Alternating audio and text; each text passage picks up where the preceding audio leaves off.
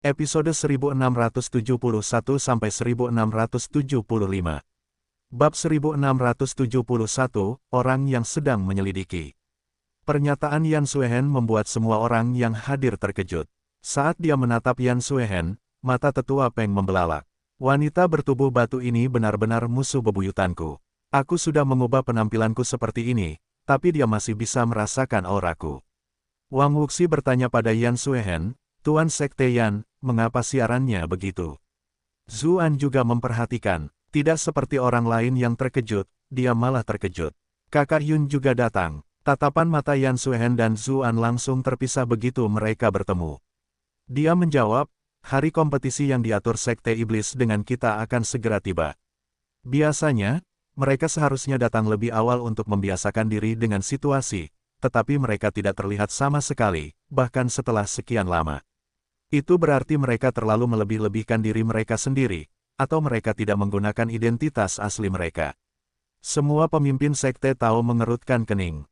Meskipun mereka tidak menyukai penyihir sekte iblis itu, mereka harus mengakui bahwa dia jelas bukan hanya orang bodoh yang egois. Tidak mungkin dia melebihi-lebihkan dirinya sendiri sebanyak itu. Apa yang dikatakan oleh Master Sekte Yan masuk akal. Meskipun aku sudah meminta murid-muridku untuk memperkuat patroli di sekitar Gunung Valet, mereka tidak akan mampu menghentikan seseorang seperti Yun Jianyu, kata Wang Wuxi. Menurutku itu belum tentu benar. Meskipun Yun Jianyu hebat, kita punya banyak orang di sini. Jika dia datang ke sini dengan cara terhormat, kita akan terlalu malu untuk mencoba menyergapnya. Tetapi jika dia membuat masalah terlebih dahulu, kita punya alasan untuk bertindak juga. Kalau begitu, dia yang rugi, saran Wan Tongtian. Kita hanya bisa mengatakan bahwa saudara Wan tidak cukup memahami sifat penyihir itu. Yun Jianyu selalu melakukan hal-hal yang sama sekali di luar ekspektasi semua orang. Kadang-kadang, itu bahkan terlihat gila, kata Guan Chouhai sambil tertawa. Penatua Peng menyipitkan matanya. Aku akan mengingatnya. Dia tentu saja tidak akan mengakui reputasi seperti itu. Dia terus berdebat dengan berisik tentang bagaimana pasti ada seseorang di sini yang telah mengambil muridnya.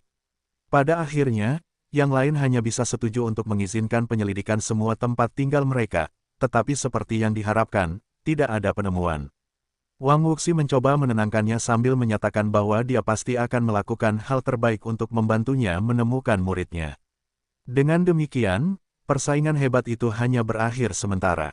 Semua yang hadir kembali ke tempat tinggal masing-masing. Semua orang yang hadir di Gunung Valet merasa cemas.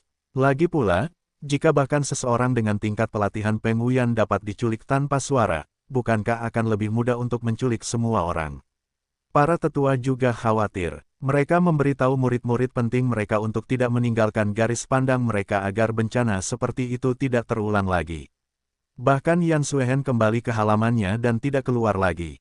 Dia masih merasa takut. Bagaimana jika orang misterius itu telah membawa Cuyan pergi saat dia pergi tadi malam?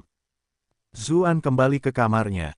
Ia juga memperingatkan Xie Daoyun untuk tidak berlarian di sekitar Gunung Valet untuk sementara waktu, demi keselamatannya sendiri. Lagi pula, Peng Wuyan itu tampaknya lebih kuat darinya. Tentu saja, jika memang Yun Jianyu yang melakukan ini, ia tidak punya banyak alasan untuk khawatir. Namun jika bukan, itu akan membuat keadaan menjadi jauh lebih mengkhawatirkan. Tiba-tiba, dia menerima berita bahwa tetua Peng dari Pulau Kekosongan sedang mencarinya. Dia merasa kulit kepalanya mati rasa. Dia telah melihat betapa dia pembuat onar.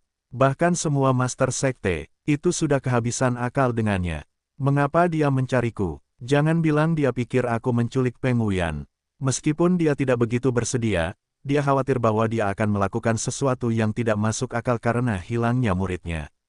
Karena itu, dia keluar untuk menyambutnya, bertanya, apakah Penatua Peng menemukan petunjuk baru. Penatua Peng tidak menjawab dan hanya menatapnya. Zuan sedikit tertegun saat melihat tatapannya. Dia hanya bisa melanjutkan, jangan khawatir, Penatua Peng. Aku juga sudah memberi perintah kepada bawahanku untuk mencari di sekitar Gunung Valet. Aku pasti akan menghubungimu segera setelah ada tanda-tanda Nona Peng. Penatua Peng akhirnya mengalihkan pandangannya. Dia menatap Xie Daoyun, Zhang Zijiang, dan yang lainnya dan berkata perlahan, ada beberapa hal yang ingin saya bicarakan dengan Tuan Su saja.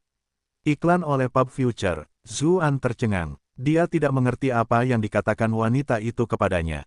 Mungkinkah wanita itu punya bukti bahwa Peng Wuyan benar-benar telah ditangkap oleh seorang tetua sekte Tao? Apakah itu sebabnya dia mencarinya, agar dia bisa memperbaiki keadaan? Xie Daoyun dan Zhang Zijiang agak khawatir. Kultivasi tetua Peng ini sangat tinggi. Berada bersamanya sendirian saat dia marah tampaknya sama sekali tidak aman. Namun, Zuan tidak takut dan menatap mereka dengan tatapan yang seolah berkata, "Jangan khawatir." Dia menyuruh mereka menunggu di luar. Kemudian, dia menatap wanita parubaya di seberangnya dan bertanya, "Apakah ada yang ingin dibicarakan oleh tetua Peng denganku?" Penatua Peng menatapnya, lalu tiba-tiba terkekeh. Dia berkata, "Tuan Zhu suka membelai bunga dan menginjak-injak rumput seperti yang diharapkan. Anda bahkan memiliki wanita cantik yang berpakaian seperti pria saat bepergian ke Gunung Valet ini." Mata Zuan langsung membelalak. Bukan karena dia mengenali identitas asli Xie Daoyun, tetapi karena suaranya. Sebelumnya, suaranya jelas seperti suara wanita parubaya yang kuno. Suaranya juga sedikit menjauh sehingga orang lain tidak bisa mendekat. Namun, suaranya sekarang sangat menawan dan menyenangkan, dan ada juga kebanggaan alami di dalamnya.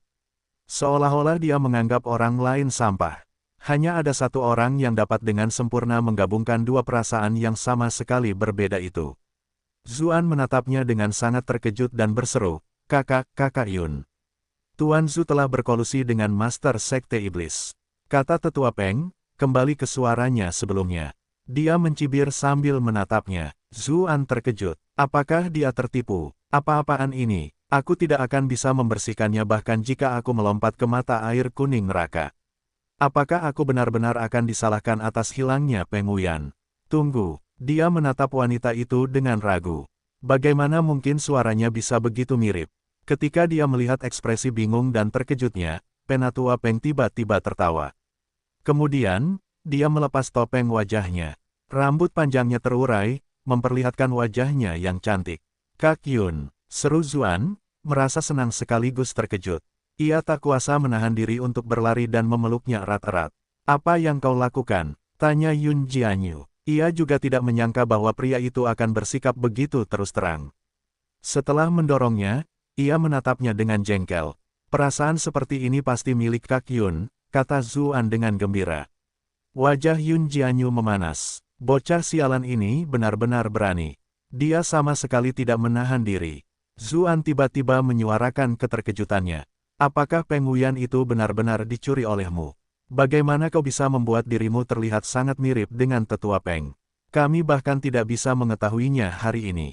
Yun Jianyu mendengus. "Matamu penuh dengan saudari-saudari cantik lainnya, jadi tentu saja kamu tidak bisa mengenaliku." Ketika Zuan menyadari maksudnya, dia berseru kaget, "Jadi, Penatua Peng adalah kamu selama ini?"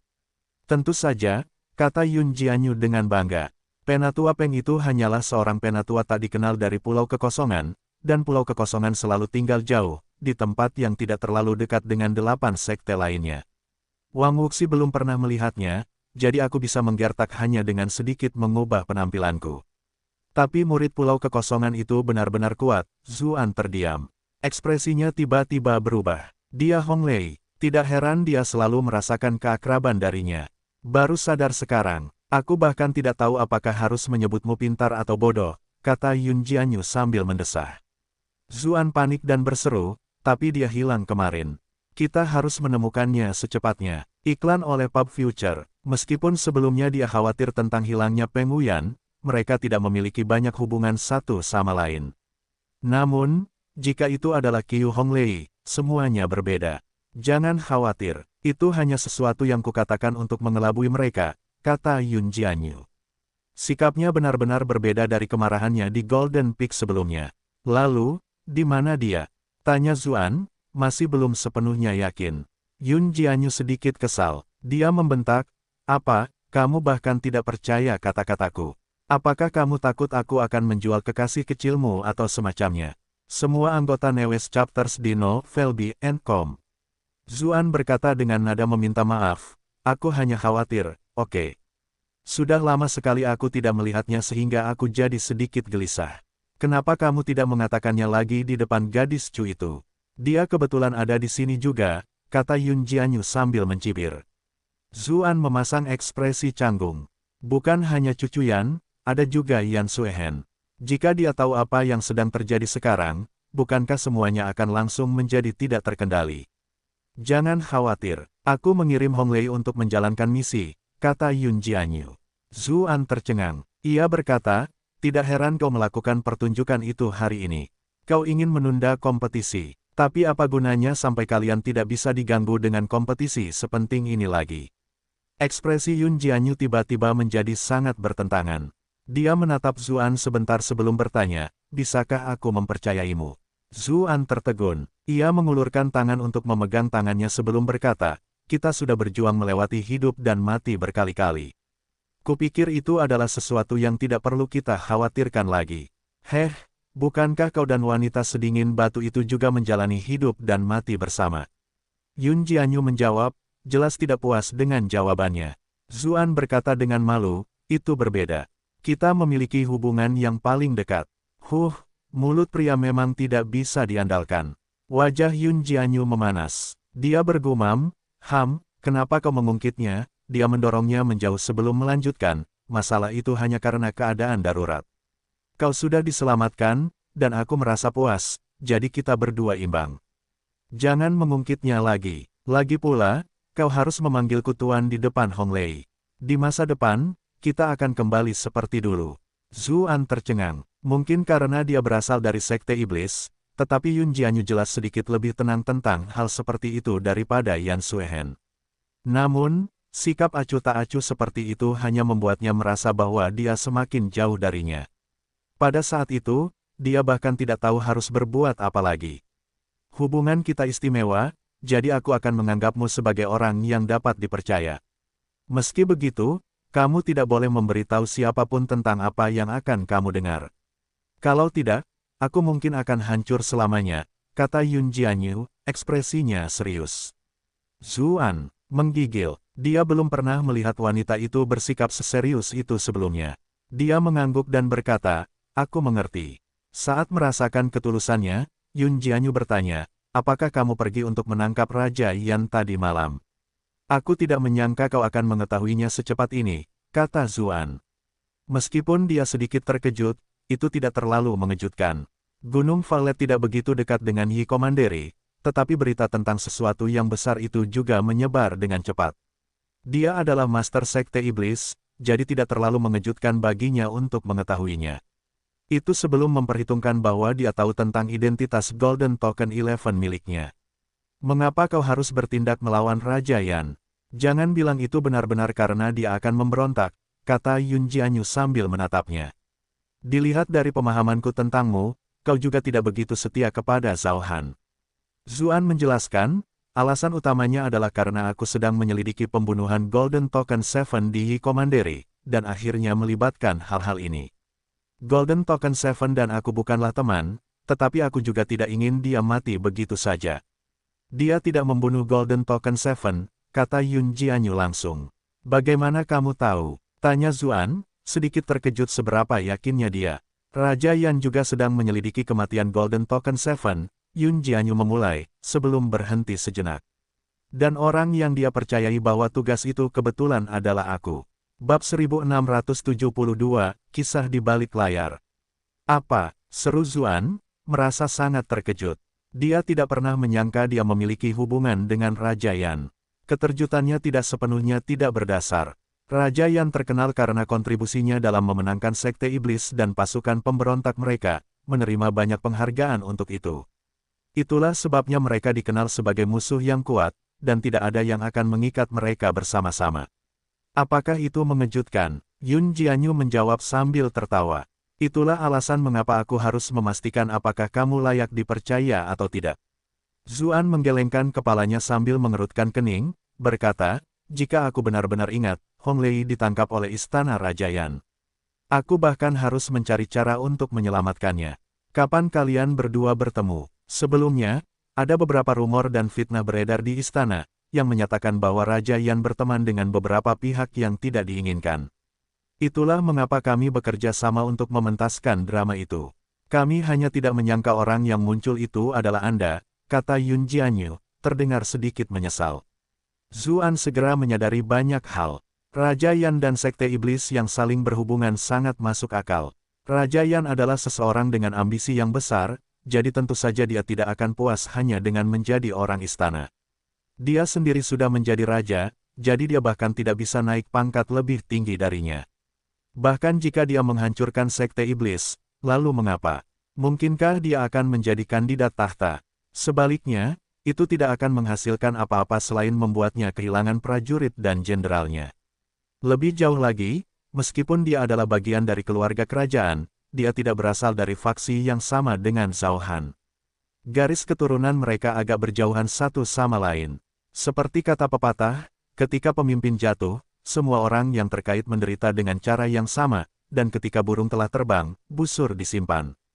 Dia memahami prinsip-prinsip ini dengan baik. Dengan demikian, meskipun ia tampak berusaha sekuat tenaga untuk menaklukkan Sekte Iblis di permukaan, ia sebenarnya berhubungan dekat dengan mereka. Dengan begitu, ia dapat memperoleh perlengkapan istana militer tanpa henti sambil memperoleh hadiah dan kehormatan tambahan. Dengan demikian, ia memiliki lebih banyak ruang untuk bermanuver. Dengan demikian, penyelundupan ilegal dan pembinaan pasukan pribadi berjalan lancar. Sementara itu, Sekte Iblis juga tidak ingin seseorang seperti Raja Yan terus-menerus mengganggu mereka, sehingga mereka mudah akrab. Setiap tahun, Sekte Iblis bertugas mempersembahkan sejumlah pengorbanan agar Raja Yan dapat memperoleh prestasi pertempuran, sementara mereka akan meminjam perlindungan Raja Yan untuk memperkuat diri. Tidak heran penyelamatan Qiu Honglei oleh Zuan begitu aneh saat itu. Dia bahkan mengatakan sesuatu yang aneh seperti, bagaimana jika aku melakukan sesuatu yang mengecewakanmu? Jadi inilah yang dia bicarakan saat itu. Saat itu, Qiu Honglei sama sekali tidak dalam bahaya. Dia tahu kebenarannya, tetapi dia tidak bisa menjelaskannya sendiri. Dia hanya bisa menafsirkannya secara ambigu. Sementara itu, kata-kata Golden Token Seven saat ini juga menjadi lebih mudah dipahami. Sebagai utusan Golden Token yang ditugaskan oleh Kaisar untuk memantau wilayah tersebut, dia mungkin telah mendeteksi hubungan Raja Yan dan Sekte Iblis selama beberapa waktu. Setelah terlibat dalam penyelamatan Qiu Honglei dan mengetahui detail tertentu, dia mungkin telah memastikan bahwa kedua belah pihak bekerja sama. Setelah itu, dia mengucapkan beberapa kata yang terdengar sangat dalam dan penuh penyesalan kepada Zuan. Ternyata itu karena dia khawatir nyawanya akan terancam jika dia terus menyelidiki Raja Yan. Selanjutnya, semuanya berjalan sesuai dengan yang diharapkan Golden Token Seven. Dia meninggal secara misterius tidak lama setelah itu. Ekspresi Yun Jianyu berubah beberapa kali sebelum akhirnya dia sedikit tenang. Lalu, dia berkata, "Aku tahu kamu pintar. Kamu mungkin sudah memikirkan apa yang sedang terjadi." Zuan mengangguk. Akhirnya, dia menghela napas dan berkata, "Kalian benar-benar membodohi seluruh dunia saat ini.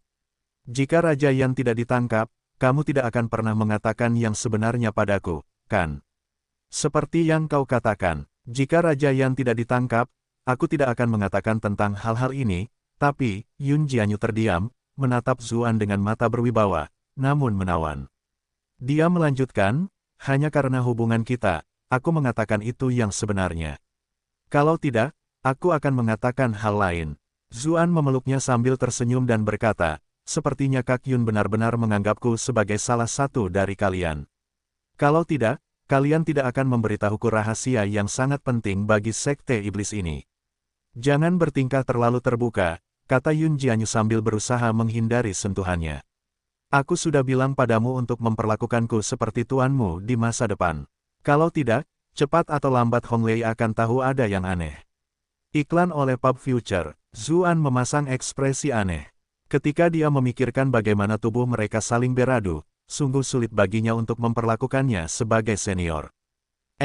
Dia menenangkan dirinya dan melanjutkan, "Tetapi dilihat dari apa yang kau katakan, Raja Yan masih menjadi tersangka terbesar terkait kematian Golden Token Seven."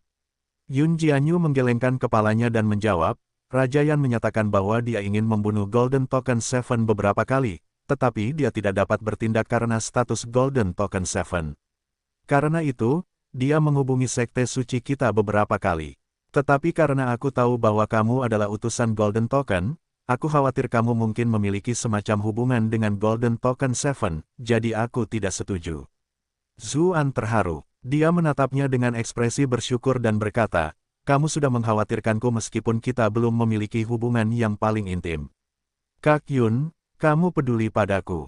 Yun Jianyu mendengus. Itu karena aku berutang budi padamu. Dari istana kekaisaran, bukan seperti yang kau pikirkan. Zuan tidak membantahnya, dan terus menatapnya sambil tersenyum lebar. Apa yang kau lihat? Kita punya hal yang lebih penting untuk diurus, gerutu Yun Jianyu dengan nada kesal. Ia pikir ia akhirnya tahu bagaimana menghadapinya, tetapi ia tidak menyangka bahwa ia ternyata sangat keras kepala, membuatnya bingung harus berbuat apa. Zuan menyingkirkan senyumnya dan bertanya, mungkinkah Raja Yan meminta orang lain untuk mengurusnya? Yun Jianyu menggelengkan kepalanya. Itu tidak mungkin. Saat itu, setelah sesuatu terjadi pada Golden Token Seven, dia menghubungi Sekte Suci tak lama setelah itu, meminta bantuan kami untuk mencari tahu apa yang terjadi dalam situasi itu. Tidak ada alasan baginya untuk membodohiku. Zuan mengangguk dan mengakui apa yang dikatakannya. Raja Yan dan Yun Jianyu adalah kolaborator, tidak ada alasan untuk berbohong kepadanya tentang hal ini. Tidak mengherankan bahwa di penjara, Raja Yan mengatakan bahwa dia menyuruh seseorang menyelidikinya, tetapi dia tidak mau mengatakan siapa orangnya. Dia tidak ingin hubungannya dengan Sekte Iblis terbongkar, karena itu juga akan menghancurkan semua yang dimilikinya. Dia tidak ingin berbagi sesuatu seperti itu dengan Golden Token 11. Tetapi dia mungkin tidak pernah menyangka bahwa Master Sekte Iblis benar-benar berada begitu dekat denganku. Lalu apakah Kak Yun menemukan sesuatu? Tanya Zuan. Yun Jianyu menjawab, kupikir Raja Yan punya kemampuan, dan dengan kemampuan Sekte Suci milikku, kita akan dengan mudah menemukan kebenarannya. Namun, meskipun kita menyelidiki dan menyelidiki, semua petunjuk menghilang. Kita terus menyelidiki untuk waktu yang lama, tetapi tidak berhasil menemukan informasi yang berharga.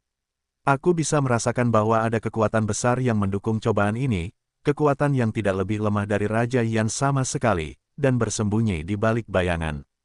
Zuan tercengang. Ia berkata, seluruh wilayah Yi adalah wilayah kekuasaan Raja Yan. Dengan bantuan Sekte Suci Anda, bagaimana mungkin ada kekuatan yang tidak Anda ketahui? Itulah yang juga tidak dapat kami pahami, kata Yun Jianyu sambil mengerutkan kening.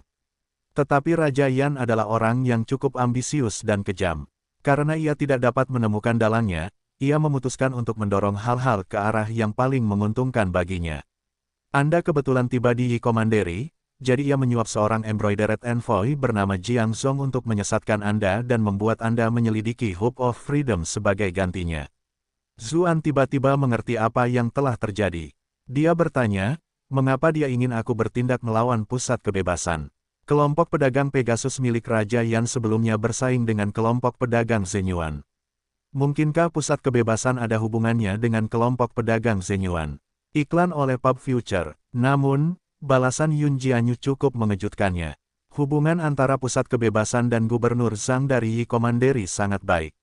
Selain itu, Zhang Jie telah berselisih dengan Raja Yan dalam berbagai hal selama bertahun-tahun, tetapi dia tidak dapat melakukan apapun untuk membalas karena status Zhang Jie. Dia selalu menganggap Gubernur Zhang sebagai duri dalam dagingnya, jadi dia ingin Anda menyelidiki pusat kebebasan, dan kemudian Zhang Jie, sehingga lawannya ini dapat disingkirkan. Zuan merasa khawatir. Zhang Jie, dia tampaknya telah mengabaikan keberadaan gubernur. Seseorang yang mampu menghadapi Raja Yan di Komando Yi begitu lama. Mengapa orang seperti itu harus tampil tidak kompeten dan tidak berdaya? Tetapi meskipun kau jelas-jelas telah jatuh ke dalam perangkapnya, mengapa kau tidak menyelidiki pusat kebebasan, dan malah menyelidiki Raja Yan? Tanya Yun Jianyu, menyinggung pertanyaan yang paling membingungkan Raja Yan selama ini. Raja Yan merasa bahwa rencananya sudah cukup brilian, tetapi belum membuahkan hasil apapun. Kegagalannya benar-benar membuatnya terjaga di malam hari. Zuan tidak perlu menyembunyikan hal seperti itu dari Yun Jianyu, jadi dia menjawab, saya punya teman di pusat kebebasan.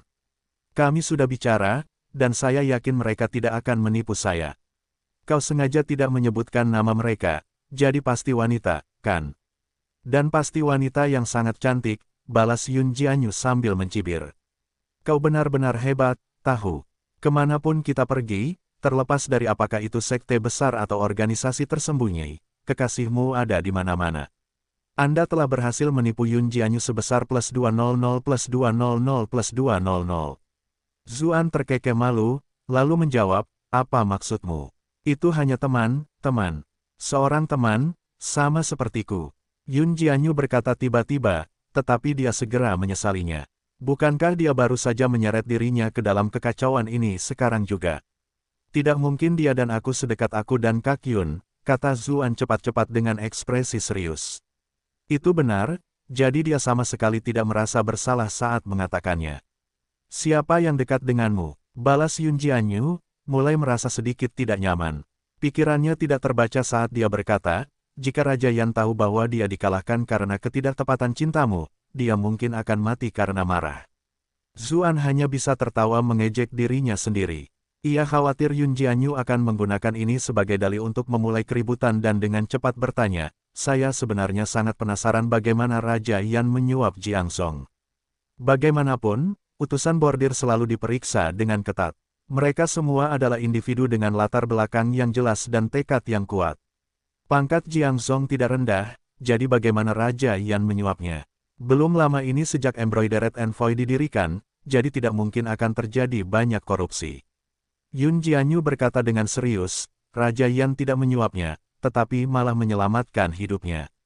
Zuan tercengang. Jadi begitulah yang terjadi. Yun Jianyu tidak menunggunya untuk bertanya lebih lanjut dan melanjutkan, saat ini, Jiang Song hampir dibombardir oleh sekelompok orang misterius, tetapi Raja Yan kebetulan menyelamatkannya.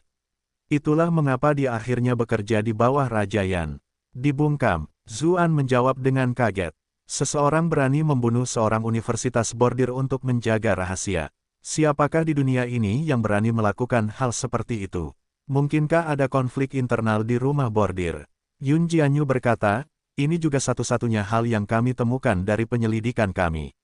Orang-orang yang mencoba membunuhnya adalah para pembunuh dari kelompok bayangan. Kelompok bayangan, seru Zuan terkejut, tidak menyangka akan mendengar nama organisasi misterius itu lagi.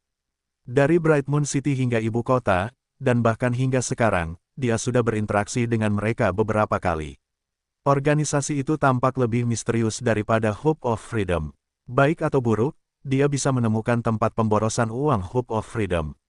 Namun, tidak ada yang pernah melihat tempat seperti Shadow Group itu.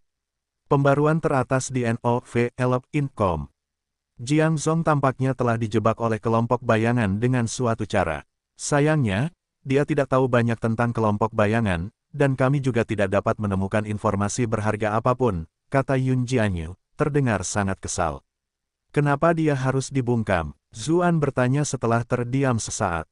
Itu melibatkan hilangnya sejumlah bubuk mesiu, kata Yun Jianyu. Dia berhenti sejenak sebelum melanjutkan, alasan saya datang ke Gunung Valet kali ini sebagian untuk menyelidikinya. Bab 1673, Peristiwa Tak Terduga. Zuan tercengang. Bagaimana situasi ini bisa berakhir dengan bubuk mesiu? Meskipun ini adalah dunia yang dilatih, aku tetap ada. Hanya saja, satu orang jauh lebih lemah daripada di dunia Zuan sebelumnya, jadi tidak bisa bersaing dengan metode penjelajahan di dunia ini. Namun, itu bagus dalam hal biaya yang efektif. Terlalu mudah diperoleh, jadi biasanya digunakan untuk keperluan pertambangan atau militer.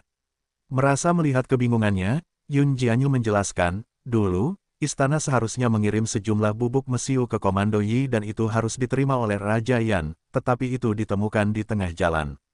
Pengguna bordir yang bertanggung jawab atas kasus ini adalah Jiang Song.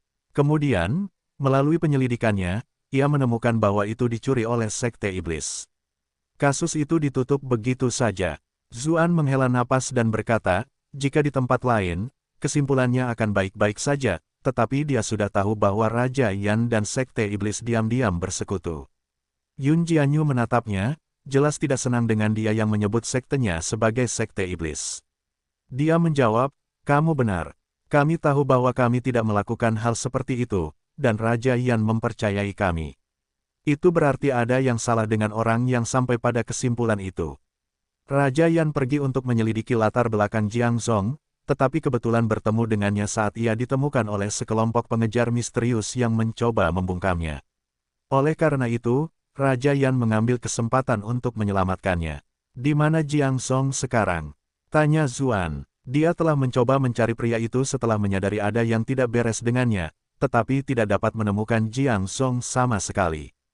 Dia mungkin disembunyikan atau dibunuh oleh Raja Yan, kata Yun Jianyu sambil menggelengkan kepalanya. Dia jelas tidak peduli dengan orang yang tidak penting seperti itu. Kemudian, Raja Yan menginterogasi Jiang Zong. Jiang Zong sudah putus asa dan hanya bisa mencari Raja Yan. Lanjutnya, sepertinya Jiang Zong terlalu jauh dalam berjudi dan kehilangan kekayaan keluarganya, menumpuk banyak utang dan menyebabkan pernikahannya gagal. Dia semakin terancam dalam utangnya sehingga Shadow Group menemukan peluang untuk membelinya. Perjudian memang racun yang ganas, kata Zuan. Ia berpikir dalam hati, benar-benar ada yang salah dengan sistem utusan bordir milik Komando Yi. Para bawahnya telah mencapai keadaan seperti itu, namun mereka tidak menyadari apapun sebelumnya. Namun, Jiang Zong tidak tahu tentang rincian kelompok bayangan, jadi dia hanya mendengarkan perintah. Jalur kontaknya dengan atasannya sudah tidak dapat ditemukan, kata Yun Jianyu. Sebagai Master Sekte Iblis, dia jelas memiliki beberapa keraguan terhadap kelompok bayangan misterius itu. Bagaimana dengan tumpukan uang yang hilang? Tanya Zuan. Dilihat dari penyelidikanku sejak saat itu, jejaknya berakhir di Gunung Valet. Jadi, aku menduga bahwa tumpukan mayat itu sudah dikirim ke Gunung Valet, jawab Yun Jianyu. Apa? Seru Zuan kaget. Ini adalah bubuk mesiu yang digunakan oleh istana untuk memasok militer. Untuk bubuk mesiu apa yang digunakan di tempat seperti Gunung Valet? Ketika dia kemudian berpikir tentang bagaimana Kaisar akan mengadakan upacara Fengshan di sini, tidak sulit baginya untuk menebak tujuannya. Tapi aku tidak tahu di mana itu disembunyikan. Selain itu, tidak mungkin sejumlah besar bubuk mesiu dikirim ke sini tanpa menimbulkan aktivitas apapun. Itu berarti hanya ada satu kemungkinan, yaitu ada tokoh penting tertentu yang menutupinya, kata Yun Jianyu. Apakah kamu mencium Wang Wuxi? Zuan bertanya dengan khawatir. Seluruh Gunung Valet adalah wilayah kekuasaan Wang Wuxi. Dalam situasi seperti ini, dialah yang paling mencurigakan.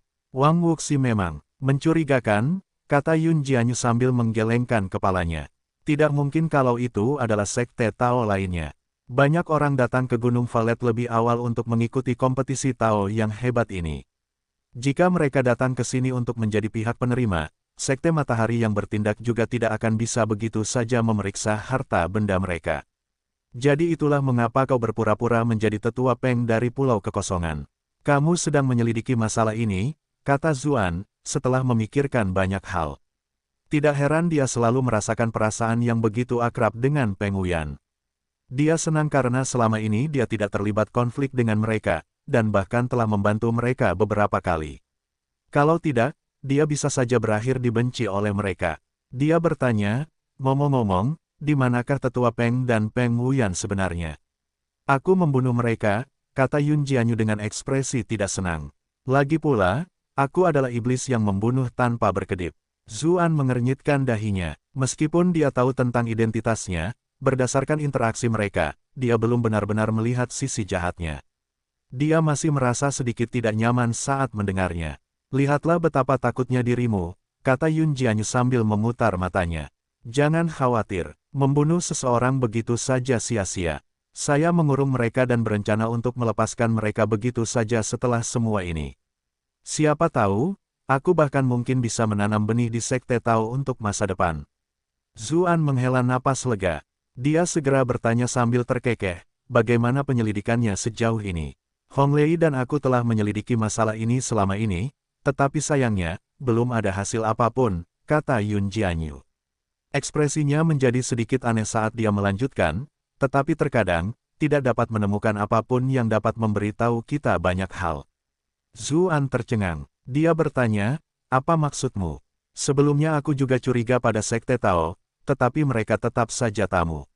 Mustahil bagi mereka untuk menyelundupkan bubuk mesiu itu tanpa memberitahuku, kata Yun Jianyu. Dia terdiam sejenak, lalu melanjutkan dengan ekspresi serius, dan satu-satunya orang di Gunung Valet yang bisa melakukan hal seperti itu mungkin adalah Wang Wuxi. Dia tampak sangat sopan dan elegan, dan dia bahkan seorang guru negara. Tidak mungkin baginya untuk melakukan hal seperti itu, kan? Zuan bertanya-tanya. Dia mengingat kembali kesannya terhadap Wang Wuxi dan bagaimana dia tidak benar-benar menyadari sesuatu yang aneh. Berkelas dan elegan, Yun Jianyu mencibir. Itu hanya karena kamu belum melihat betapa bodohnya dia saat mengejar wanita sedingin batu itu di masa mudanya. Zuan terdiam. Yan Suehen memang cantik, jadi tidak mengherankan jika generasi sebelumnya menyukainya. Sebaliknya, akan lebih aneh jika Wang Wuxi tidak menyukainya. Yun Jianyu melanjutkan dengan ekspresi serius, alasan aku mencarimu hari ini adalah karena aku ingin membantumu membela Raja Yan, dan juga karena aku ingin mengingatkanmu bahwa Raja Yan telah lama bersekongkol di Yi Commandery. Apakah kau benar-benar berpikir kau bisa menghadapinya semudah itu? Zuan terkejut, lalu berkata, kalau begitu, apa yang kau katakan adalah Raja Yan memiliki puluhan ribu pasukan elit. Jika seseorang memulai konflik, sesuatu yang besar dapat dengan mudah terjadi, lanjut Yun Jianyu. Selain itu, dari apa yang aku tahu, kamu tidak menangkap pewaris Raja Yan atau Sun Sun, kan? Jangan bilang mereka benar-benar berani memulai pemberontakan. Seru Zuan, ekspresinya sedikit berubah. Zhao Han masih di sini, dan istana sedang berkembang pesat. Bukankah memulai pemberontakan hanya akan mengakibatkan mereka semua musnah? Anda tidak dapat berasumsi bahwa semua orang akan bersikap rasional. Ketika didorong hingga batasnya, tidak terlalu mengejutkan bagi orang-orang untuk mulai bertindak tidak masuk akal, kata Yun Jianyu perlahan. Zuan hendak berbicara ketika tiba-tiba menyadari sesuatu. Dia mengeluarkan token emas embroidered envoy. Ada informasi di dalamnya, tentara Raja Yan telah mengepung kota Yi sepenuhnya, menuntut pembebasan Raja Yan. Kota Yi dalam bahaya ditembus. Ekspresi Zuan menjadi gelap. Dia tahu bahwa orang-orang ini tidak akan dapat menimbulkan banyak masalah, dan bahwa mereka pasti akan ditundukkan oleh Zhao Han dan istana dengan efisiensi yang mengerikan. Namun, kehidupan rakyat jelata kota Yi, serta Xiao Jianren, Zhang Zitong, dan yang lainnya, tidak terjamin. Dia bangkit dan berkata, aku akan mengunjungi kota Yi. Aku akan pergi bersamamu. Lagi pula, tanpa Raja Yan sebagai pendukung, sekte suci kita tidak akan semudah ini lagi, kata Yun Jianyu sambil berdiri. Dia mengenakan topeng tetua Peng lagi. Xie Daoyun mondar-mandir dengan gelisah. Zhang Zijiang berkata sambil terkekeh, jangan terlalu khawatir, Nona Xie. Kultivasi Tuan Zhu tidak tertandingi, jadi dia tidak akan berada dalam bahaya. Wajah Xie Daoyun memerah sedikit. Dia berkata pelan, aku tidak khawatir, tapi tetua Peng adalah senior dari Sekte Tao. Jika dia mampu membesarkan murid sekuat Peng Wuyan, kultivasinya pasti dalam dan tak terukur. Kaldu besar, Tuan Zhu masih muda, bagaimanapun juga. Tepat pada saat itu, pintu terbuka dengan suara rangan. Zuan dan Yun Jianyu keluar dari dalam. Xie Daoyun bergegas menghampiri mereka. Zhang Zijiang tidak lagi memiliki penampilan yang sembrono dan juga menatap Zuan dengan ekspresi gugup. Aku baik-baik saja, tapi aku harus pergi jalan-jalan. Kamu harus berhati-hati, jawab Zuan. Ada masalah mendesak apa, Tuan Zhu? Xie Daoyun bertanya dengan cemas. Jangan khawatir, sesuatu yang kecil terjadi di kota Yi dan aku akan pergi ke sana untuk mengurusnya. Itu tidak berbahaya, kata Zuan untuk menghiburnya, tidak ingin membuatnya khawatir. Xie Daoyun menghela napas lega. Awalnya Zuan berpikir untuk meminta Zhang Zijiang memeriksa tumpukan bubuk mesiu di Gunung Valet. Namun setelah memikirkannya sebentar, dia berpikir, bukankah bagus jika Zhao Han hancur berkeping-keping?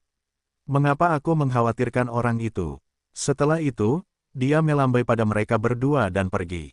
Ketika mereka pergi, Yun Jianyu tiba-tiba tertawa dan berkata, Nona Xie itu tampaknya sangat peduli padamu.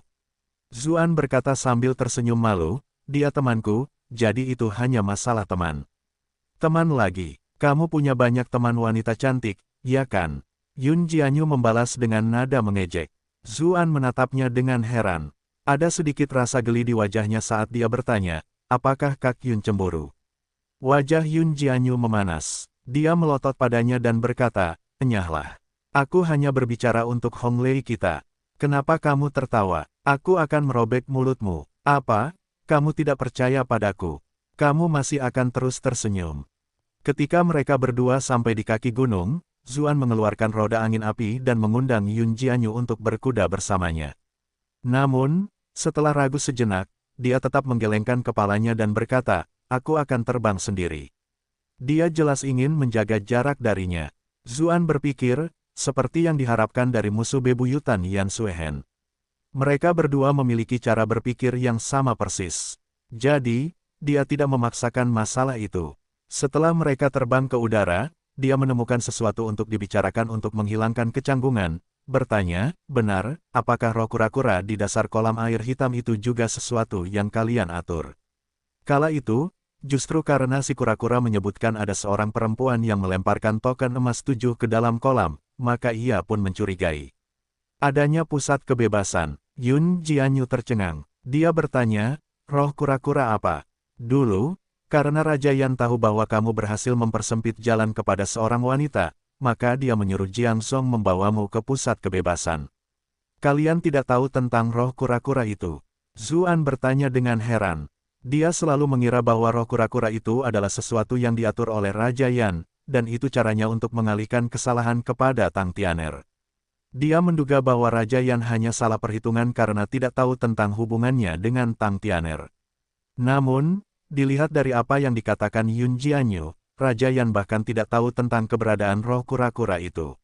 Aku benar-benar tidak tahu. Aku masih penasaran bagaimana kau bisa tahu kematian Golden Token 7 berhubungan dengan seorang wanita. Jadi itu karena roh kura-kura di Blackwater Pool, jawab Yun Jianyu. Dia adalah master sekte iblis dan penuh dengan pengetahuan, jadi dia tentu tahu tentang beberapa legenda. Zuan menceritakan kepadanya apa yang terjadi di kolam air hitam. Yun Jianyu mengerutkan kening, dan setelah terdiam beberapa saat, dia tiba-tiba bertanya, apakah hantu penjaga itu mungkin tidak menipumu? Zuan tercengang. Saya menjawab, lalu mengapa saya pergi dengan perasaan bersalah seperti itu, bahkan meninggalkan pesan seperti itu? Yun Jianyu tertawa dan menjawab, wah, biasanya kamu cukup pintar, tapi bukankah kamu agak bingung sekarang? Pikirkanlah, jika kamu adalah roh kura-kura dan ada seseorang yang dapat mengambil nyawamu kapan saja di luar sana, apakah kamu masih berani untuk tetap tinggal di sana? Mengenai pembakaran dupa atau apapun itu tidak ada apa-apanya dibandingkan dengan hidupnya. Hanya jika ia tetap hidup, ia dapat mengumpulkan semuanya lagi secara perlahan. Tidak perlu mengambil risiko untuk tetap tinggal di sana sama sekali. Ada pesan yang ditinggalkannya, kerugiannya kali ini terlalu besar, jadi wajar saja jika ada sedikit rasa pahit. Zuan terdiam. Tiba-tiba, berbagai macam pikiran memenuhi benaknya. Bab 1674, spanduk dikibarkan. Ketika pertama kali melihat kata-kata di Blackwater Pool, Zuan cukup kesal karena merasa dikhianati. Lebih jauh lagi, ketika kemudian dia mengetahui bahwa Jiang Zong telah ditolak oleh seseorang, dia secara naluriah mengikat kedua hal ini dan mengira bahwa roh kura-kura itu bersekongkol dengan Raja Yan. Namun, sekarang setelah Yun Jianyu memberitahunya bahwa Raja Yan bukanlah pembunuh Golden Token 7, roh kura-kura yang bekerja dengan Raja Yan adalah skenario yang jauh lebih tidak mungkin. Zuan tidak terlalu siap saat pertama kali menemukannya. Selain itu, jika bukan karena persepsinya yang luar biasa, tidak seorang pun akan menyadari keberadaannya di dasar danau. Itu berarti kemungkinan itu sengaja ditanamkan untuk manipulasinya yang sangat rendah. Dengan demikian, jawaban yang diberikannya untuk mempertahankan hidupnya sebelumnya bisa menjadi nyata. Lagi pula, tidak ada alasan baginya untuk menyembunyikan informasi apapun. Kalau begitu, benar-benar ada wanita yang membuang mayat Golden Token 7 ke dalam kolam, seperti yang dikatakan roh kura-kura. Namun, mengapa wanita itu mengatakan sesuatu yang aneh? Saat dia membuang mayat, mengapa dia berharap seseorang akan menemukan lebih cepat? Lalu, siapa sebenarnya wanita itu? Zuan tiba-tiba teringat sesuatu. Mungkinkah wanita itu benar-benar Tang Tianer? Namun, dia segera menjadi bingung lagi. Kura-kura itu tidak melihat penampilan wanita itu. Alasan dia memikirkan Tang Tianer adalah karena, menurut Jiang Zong, Golden Token 7 bertemu dengannya beberapa kali. Meskipun Jiang Zong telah dibeli oleh Raja Yan saat itu, semuanya tampak kembali ke awal. Zuan tiba-tiba merasa bahwa ia hampir menyadari sesuatu, tetapi ia tidak dapat menjelaskannya dengan jelas. Yun Jianyu berkata, "Ah Zu, ada sesuatu yang selalu ingin aku tanyakan padamu." "Ada apa?" tanya Zuan saat dia tersadar dari lamunannya dan menatap Yun Jianyu di sampingnya. Yun Jianyu ragu sejenak, tampaknya mempertimbangkan bagaimana cara mengungkapkan apa yang hendak dikatakannya. Kemudian dia berkata, "Sejak aku bertemu denganmu, kamu tidak pernah tampak begitu setia kepada penguasamu. Aku bahkan merasa seolah-olah kamu sudah memperlakukan Zhao Han sebagai musuh potensial. Kalau begitu, mengapa kamu masih membantu Zhao Han? Baik itu sekte suci kita atau Raja Yan, kita berdua ingin menjatuhkan kaisar. Musuh dari musuhmu adalah temanmu, jadi mengapa kamu mempersulit Raja Yan dan kehilangan kesempatan untuk menang? Dia terdiam sesaat, ekspresinya menjadi sedikit kontradiktif sebelum dia melanjutkan. Juga, kamu memimpin pasukan ini ke Gunung Valet untuk membantu Zhao Han menyingkirkan bahaya tersembunyi. Aku merasa semua yang kamu lakukan sama sekali tidak berarti. Zuan berkata dengan ekspresi serius, Kakak Yun, disitulah letak kesalahanmu. Meskipun Raja Yan pernah berpikir untuk memberontak, dia tidak akan berani melawan Zhao Han meskipun dia memiliki 10 kantong empedu. Jika aku tidak salah, semua yang dia lakukan adalah persiapan untuk saat Zhao Han meninggal, untuk melawan putra mahkota. Jadi, tidak mungkin dia akan bekerja sama denganku untuk melawan Zhao Han. Oleh karena itu, dia tentu saja tidak bisa menjadi rekanku. Tapi kamu, Kak Yun, berbeda. Kamu adalah seseorang yang benar-benar berani menentang Zhao Han di depan umum, dan kamu bahkan berani menyerbu istana kekaisaran. Itulah mengapa aku sangat mengagumimu dan hubungan kita sangat baik. Ketika mendengar dia menyebutkan masa lalu, Yun Jianyu teringat saat-saat dia bersembunyi di istana kekaisaran. Senyum hangat muncul di wajahnya. Adapun semua hal yang saya lakukan saat ini, semuanya hanya tentang mengumpulkan peluang, lanjut Zuan. Mengumpulkan peluang. Ulang Yun Jianyu, tercengang. Dia agak bingung. Orang biasanya mencari peluang. Apa itu? Mengumpulkan peluang. Pembaruan teratas di NOVL.com. Zuan tidak menjelaskan kalimat itu, hanya mengalihkan pokok bahasan ke hal-hal yang biasa saja. Ia berkata, baiklah, Kak Yun, kudengar persainganmu dengan Sekte Giok Putih akan terjadi dalam beberapa hari. Kenapa kamu belum muncul? Yun Jianyu tersenyum ambigu saat bertanya, kenapa, kamu sedang mencari teman perempuan kecilmu? Wajah memerah. Saya menjawab, saya juga khawatir pada Hong Lei. Sejujurnya, aku bahkan tidak ingin menjadi pihak yang bertarung. Siapapun yang kalah, itu akan menyebalkan. Kedua belah pihak sama-sama penting. Sama pentingnya, ulang Yun Jianyu sambil tertawa karena kesal. Kau benar-benar hebat. Kau benar-benar berhasil membuat sesuatu yang tidak kau tahu malu menjadi tampak benar. Iklan oleh Pub Future. Anda telah berhasil menipu Yun Jianyu sebesar plus 66 plus 66 plus 66. Zuan mengeluh, lalu apa lagi yang harus kulakukan? Apakah aku harus mendukung satu pihak untuk mengalahkan pihak lain? Kau ada di hadapanku, namun kau tidak mengatakan sesuatu yang bias terhadap Hong Lei. Kamu mungkin juga seperti ini di hadapan wanita bertubuh batu itu, jadi kurasa kamu punya sedikit hati nurani, kata Yun Jianyu, suasana hatinya sedikit membaik. Tetapi waktu yang kau habiskan bersama murid wanita yang mengenakan batu itu dan wanita berdada besar istana Jadevol benar-benar membuat Hong Lei merasa bangga. Butuh waktu bagi Zuan untuk menyadari bahwa dia sedang berbicara tentang Pei Mianman. Wanita ini sangat menyukai nama panggilannya. Dia bereaksi cepat dan berkata, ayolah, aku tidak tahu identitasmu sebelumnya. Tapi aku masih merasakan rasa keakraban yang misterius, dan bukankah aku telah membantu kalian beberapa kali? Begitulah adanya, dan pikiranku tentang seleramu sudah berubah, kata Yun Jianyu sambil tersenyum, membuat Zuan terdiam. Setelah mempermainkannya beberapa saat, Yun Jianyu berkata dengan ekspresi serius, aku punya rencana sendiri untuk melawan Sekte Giok Putih.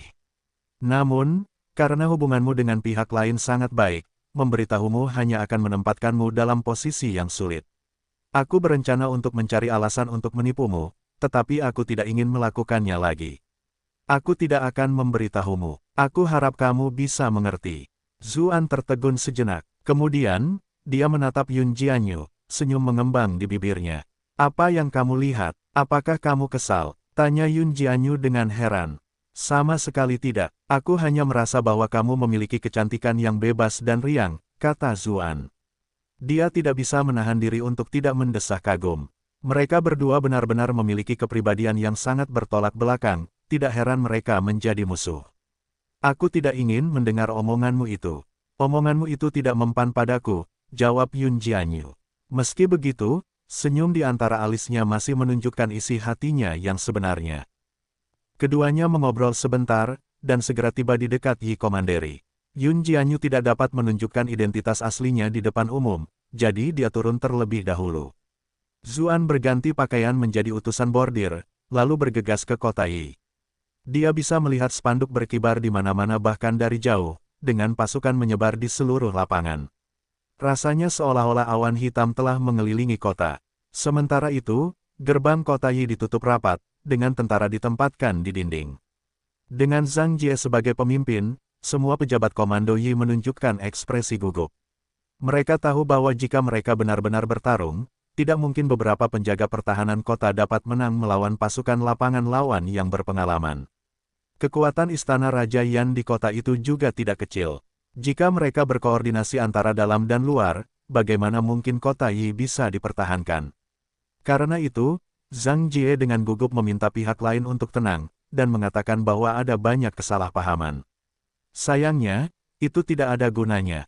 Di pasukan Raja Yan, pewaris Raja Yan, Zhao Huang, menunggangi seekor kuda besar dan tinggi. Tepat saat itu, dia melambaikan tangannya, dan genderang perang bergema di antara pasukannya. Pasukannya segera menyerbu dengan niat membunuh dan mulai berbaris perlahan menuju kota Yi. Langkah kaki mereka, bagi orang-orang di tembok kota, tampaknya menuntut nyawa mereka. Xiao Jianren, Zhang Zitong, dan utusan bordir juga tiba di menara gerbang kota. Karena status mereka memiliki tugas untuk mempertahankan wilayah. Ketika mereka melihat pasukan musuh yang hitam pekat mendekat, jantung mereka berdebar kencang. Biasanya, mereka hanya harus menghadapi sejumlah kecil musuh, kapan mereka pernah melihat medan perang sebesar ini. Dalam situasi seperti itu, kekuatan individu bisa dibilang tidak berarti. Jika mereka benar-benar bertarung, setiap napas bisa jadi akan menjadi napas terakhir mereka. Mereka juga merasa sedikit putus asa. Di mana Sir Eleven? Mengapa dia belum muncul? Iklan oleh Pub Future. Namun, mereka tahu bahwa Sir Eleven tidak akan dapat berbuat banyak untuk mengubah situasi bahkan jika dia datang. Sementara itu, Zuan sedang mengamati pasukan Raja Yan. Bahkan setelah sekian lama berada di dunia ini adalah pertama kalinya dia melihat medan perang seperti itu. Pasukan pribadi klan Chu di kota Bright Moon dan divisi pengawalan bersenjata yang menemaninya dalam misi saat ini secara teknis belum pernah bertempur di medan perang sesungguhnya.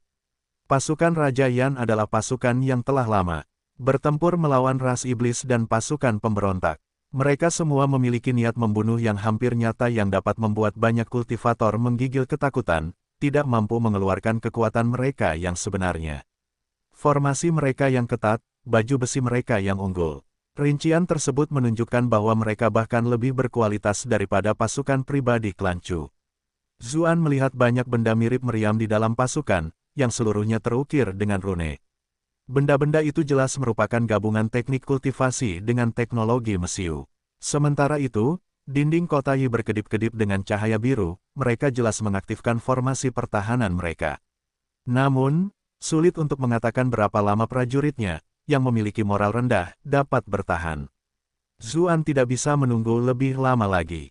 Jika mereka benar-benar mulai bertarung, sudah terlambat untuk menghentikan mereka. Perang itu kejam. Terlepas dari bagaimana akhirnya, yang akan menderita adalah prajurit tingkat terendah dan rakyat jelata. Berhenti, serunya sambil terbang tepat di atas pasukan Raja Yan. Dengan kultivasinya, teriakannya sudah cukup untuk mencapai setiap sudut medan perang. Pasukan Raja Yan segera menyadarinya. Sekelompok prajurit segera mengarahkan anak panah mereka ke arahnya. Mata Zuan berkedut saat melihat kilauan hitam busur panah dan tanda-tanda berkilauan di ujung anak panah. Jika dia benar-benar menjadi sasaran hujan anak panah, dia tidak punya pilihan selain menghindarinya bahkan dengan kemampuannya saat ini. Xiao Jianren dan Zhang Zitong berkata dengan gembira, "Itu Tuan 11. Tuan 11 datang." Setelah melalui semua yang mereka miliki, mereka sekarang memiliki rasa percaya yang misterius terhadap Golden Token 11, seolah-olah mereka telah menemukan pilar kepercayaan mereka segera setelah dia muncul. Pewaris Raja Yan, Zhao Huang melambaikan tangannya, menghentikan sementara bawahannya untuk melepaskan tembakan. Dia jelas mengenali siapa orang itu. Dia berseru, "Tuan 11, Anda benar-benar berani muncul di hadapanku." Ini benar-benar tidak terduga. Banyak orang di sampingnya menyuarakan kemarahan mereka dan berteriak, Tuan muda, justru orang inilah yang berkonspirasi melawan Raja Yan. Zuan tetap tenang saat menjawab, Tuan muda, Tuan Sun, tahukah Anda apa sebutan untuk tindakan Anda hari ini? Pemberontakan dapat dihukum dengan hukuman mati 9 generasi. Zhang Jie dan yang lainnya menyeka keringat dingin saat mendengar itu. 11 token emas ini benar-benar ganas. Dia benar-benar memprovokasi pihak lain bahkan di saat kritis seperti ini. Benar saja, wajah Zhao Huang berkedut. Dia berkata, aku tidak tahu seperti apa akhir yang akan kita alami, tetapi aku tahu tidak seorang pun dari kalian akan mengalami akhir yang baik. Anda telah berhasil menipu Zhao Huang untuk plus 444 plus 444 plus 444. Sun, yang tetap diam sepanjang waktu, mengangkat bicara. Kami melakukan ini hanya untuk menegakkan keadilan bagi Raja Yan dan menyelamatkannya. Jika Tuan 11 dapat meyakinkan Zhang Jie untuk membebaskan Raja Yan, itu akan lebih baik bagi semua orang. Keduanya jelas-jelas memainkan permainan akar dan tongkat. Zuan menggelengkan kepalanya dan berkata, jika kami menyetujui persyaratanmu hanya karena kau membawa pasukanmu, semua orang akan mengikuti jejakmu. Bukankah seluruh dunia akan berada dalam masalah? Ekspresi Zhang Jie dan lainnya berubah. Bahkan jika apa yang kau katakan itu benar, apakah ini saatnya? Apa yang tersisa bagi mereka jika kau menolak mereka dengan kejam? Benar saja, Zhao Huang meledak dalam amarah. Karena kau adalah pelaku utama di balik semua ini, aku harus mengalahkanmu. Anda telah berhasil menipu Zhao Huang untuk plus 666 plus 666 plus 666. Dengan lambaian tangan, anak panah yang tak terhitung jumlahnya diarahkan ke Zuan dilepaskan. Anak panah itu penuh dengan cahaya biru dan menutupi setiap sudut yang memungkinkannya melarikan diri. Bab 1675, ditenangkan. Zhang Jie, Xiao Jianren, dan yang lainnya langsung berteriak kaget. Meskipun keterampilan Sir Eleven tidak rendah, tidak mungkin dia bisa menghadapi serangan seluruh pasukan sendirian. Itu adalah pengetahuan umum di dunia pelatihan ini. Para petualang biasanya memiliki kemampuan yang mengejutkan, tetapi kecuali mereka mencapai titik tertentu, mereka tidak punya pilihan selain lari jika mereka menghadapi pasukan yang tepat. Bagaimanapun, pasukan itu memiliki semua jenis formasi untuk bertahan melawan serangan seorang petualang, dan mereka juga dapat menggabungkan kekuatan semua petualang individu di dalamnya. Lebih jauh lagi, pasukan itu memiliki banyak formasi yang membuat semua jenis persenjataan berat menjadi lebih kuat. Anak panah penembus zirah, busur silang pertahanan kota, meriam rune, dan senjata-senjata lainnya bahkan dapat menghancurkan tembok kota dengan bantuan formasi, terutama daging manusia. Kekuatannya juga tidak kekurangan pembudidaya. Ketika mereka menyerang bersama-sama, biasanya itu bukanlah sesuatu yang dapat dilawan oleh seorang kultivator saja. Badai anak panah yang ditembakkan ke Zuan kebetulan adalah anak panah penembus baju zirah yang khusus digunakan untuk menembus penghalang di sekitar para pembudidaya. Serangan yang terfokus seperti itu mustahil untuk dihindari. Selain itu, semua prajurit di tembok kota terlalu jauh. Mereka tidak dapat membantu meskipun mereka menginginkannya. Mungkinkah utusan token emas lainnya akan jatuh di sini? Zuan sama sekali tidak berusaha menghindari anak panah yang datang. Dia masih terlihat sangat tenang. Tepat saat itu, aura mengerikan turun dari atas. Awan di langit mulai berkumpul. Hujan anak panah yang dahsyat tampaknya hampir berhenti tepat waktu, karena semuanya membeku di udara tanpa bergerak sama sekali. Ketika mereka melihatnya, semua yang hadir langsung terdiam. Ketika mereka melihat awan yang bergulung-gulung di atas mereka, mereka sepertinya teringat sesuatu. Pasukan Raja Yan ketakutan, sementara pejabat komando Yi sangat gembira. Yang mulia ada di sini. Baru saat itulah mereka ingat bahwa utusan token emas dapat memanggil kekuatan kaisar. Tidak mengherankan Sir Eleven benar-benar tenang dari awal hingga sekarang. Awan membumbung tinggi di langit, perlahan-lahan berkumpul menjadi kepala raksasa. Yang tak lain adalah wujud Zhao Han. Hiduplah yang mulia, hiduplah, hiduplah, teriak Zhang Jie sambil berlutut di atas tembok kota. Ia sangat cemas karena keadaan berubah total. Ekspresi Zhao Huang berubah. Dia segera berlutut. Dengan dia di depan, seluruh pasukan Raja Yan berlutut untuk berdoa, hiduplah yang mulia. Suaranya sangat mengejutkan. Semua bab baru. Iklan oleh Pub Future. Di Gunung Valet, Wang Wuxi, yang sedang duduk di Istana Pure yang dalam keadaan bermeditasi, tiba-tiba membuka matanya. Ia menyerap energi valet di sekitarnya ke dalam tubuhnya. Ekspresinya serius saat ia bergumam, kapan aku bisa mencapai level ini?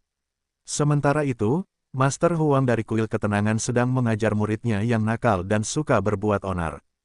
Tepat saat itu, dia merasakan sesuatu dan melihat ke arah Yi Komanderi, bergumam, bukankah Kaisar lebih sering muncul akhir-akhir ini? Ini pertanda perubahan zaman. Di atas kota Yi, Zhao Han juga memiliki pemikiran yang sama. Kepalanya yang besar menatap tajam ke arah Zuan dan membentak, ada apa sekarang? Anda telah berhasil menipu Zhao Han untuk plus 888 plus 888 plus 888. Kemarahannya sama sekali tidak mengejutkan. Embroidered Envoy lainnya selalu takut setiap kali mereka menggunakan kekuatannya. Mereka tidak akan memanggilnya, sekalipun dalam seluruh hidup mereka. Namun, anak ini telah memanggilnya 3 kali hanya dalam rentang beberapa hari. Apakah dia sedang dibodohi? Bagian terburuknya adalah kemerosotan surga dan manusianya mulai mendekat, jadi dia selalu tinggal di istana kekaisaran sambil berusaha membuatnya tampak seolah-olah dia tidak tidur. Akan lebih aneh jika dia tidak kesal karena terus-terusan dibangunkan seperti ini. Zuan membungkuk hormat. Ia menunjuk pasukan Raja Yan dan berkata, pewaris Raja Yan telah memulai pemberontakan dan kota Yi dalam bahaya besar. Bawahan ini tidak dapat lagi memikirkan solusi apapun, jadi saya hanya dapat mengandalkan kekuatan yang mulia. Bukannya dia tidak mampu menghadapi situasi ini dengan kekuatannya sendiri.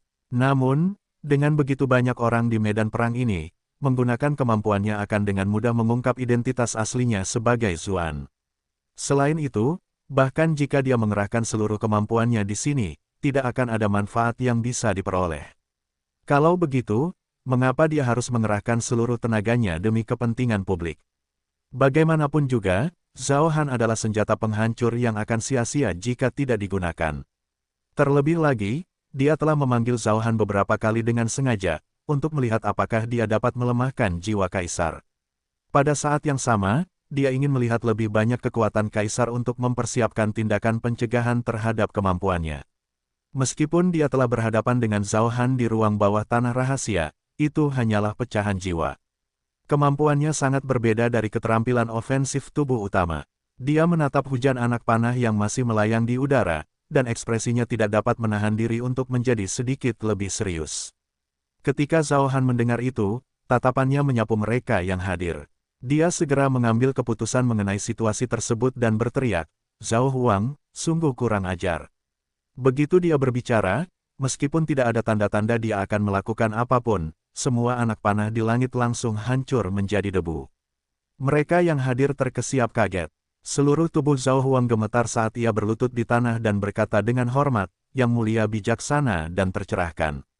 Hamba yang rendah hati ini terpaksa bertindak karena ketidakberdayaannya. Saya hanya melakukan ini karena khawatir akan keselamatan ayah raja. Saya tahu bahwa ia dijebak oleh bajingan licik, dan tidak ingin mereka menyebabkan ayah raja semakin terluka. Jika kita kesampingkan Raja Yan untuk sementara waktu, Zhao Huang adalah orang paling berkuasa di seluruh komando Yi. Hampir semua orang biasanya menghormatinya.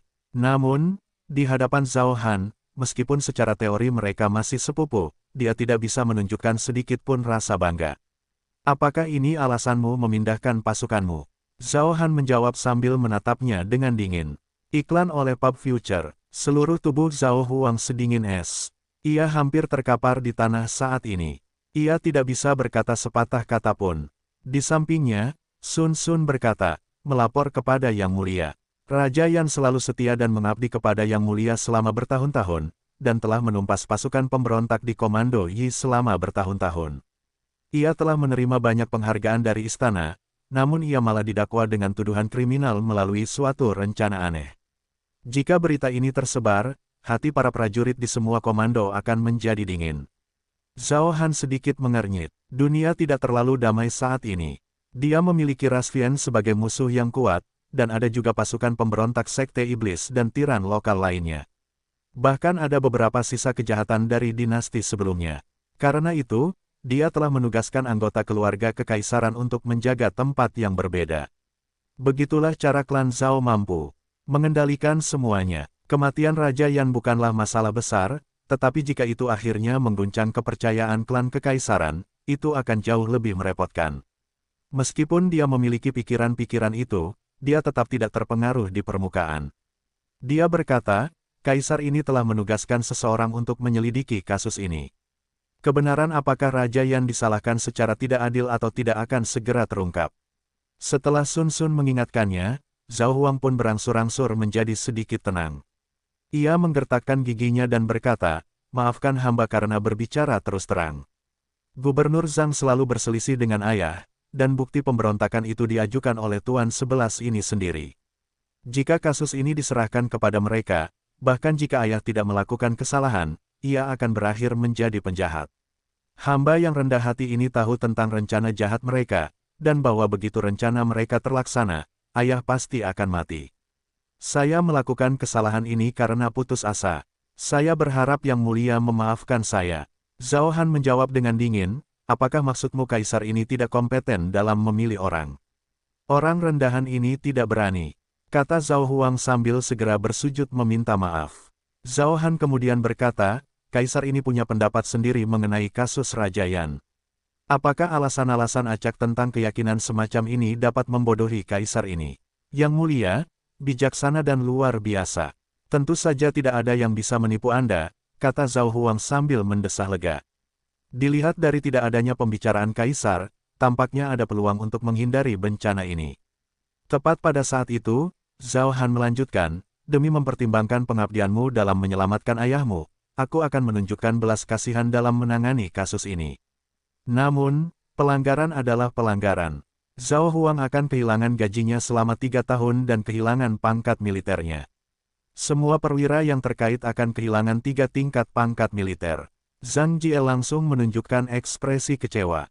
Meskipun hukumannya tidak ringan, jika dibandingkan dengan pemberontakan yang baru saja terjadi, hukumannya tidak seberapa. Namun, dia tidak berani berbicara, karena dia tahu bahwa Yang Mulia ingin masalah ini diselesaikan dengan tenang. Terima kasih, Yang Mulia. Zhao Huang dan yang lainnya semuanya bersujud untuk mengungkapkan rasa terima kasih mereka. Zhao Han menoleh ke Zuan dan berkata, kamu hanya punya waktu 3 hari untuk menyelidiki apakah kasus Golden Token 7 ada hubungannya dengan Raja Yan. Kalau tidak, bersiaplah untuk menawarkan kepalamu kepadaku. Anda telah berhasil menipu Zhao Han untuk +444 +444 +444. Bajingan terkutuk ini dikirim untuk menyelidiki kasus Golden Token 7 dan menghilangkan bahaya dari upacara Fengshan, namun alih-alih melakukannya, dia malah memaksa seorang raja untuk memberontak. Di tembok kota, ekspresi Zhang Jie berubah. Sebagai rubah betina di istana, dia tentu saja memahami maksud Kaisar. Apa yang bisa mereka temukan dalam waktu 3 hari? Ini jelas merupakan tanda untuk menyelesaikan kasus ini dengan cepat dan menenangkan pihak Raja Yan. Zuan tampaknya sudah mengantisipasi hal itu. Dia menjawab dengan tenang, dimengerti. Zhao Han bahkan bisa mentolerir sesuatu seperti pemberontakan. Rupanya ada sesuatu yang lebih penting yang menarik perhatiannya, sehingga dia tidak punya pilihan selain menghindari masalah itu.